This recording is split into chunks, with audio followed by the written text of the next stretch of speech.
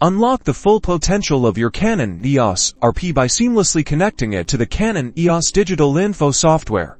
First, ensure you have the latest version of Canon EOS Digital Info installed on your computer. Head over to the official Canon website for your region and navigate to the support or software download section. Search for your EOS RP model and download the EOS Digital Info application. Follow the on-screen prompts for installation, which typically involves accepting the license agreement and selecting an installation location. Next, power off your EOS RP. Locate the USB port on your camera, usually found behind a small door. Take the appropriate USB cable that came with your camera. Connect one end to the USB port on your EOS RP and the other end to a USB port on your computer. Once connected, power on your Canon EOS RP. The EOS Digital Info software should automatically detect your camera connection. If it doesn't, you may need to manually select your camera from a drop-down menu within the software. Now you can explore the power of EOS Digital Info. The program allows you to check essential camera settings like aperture,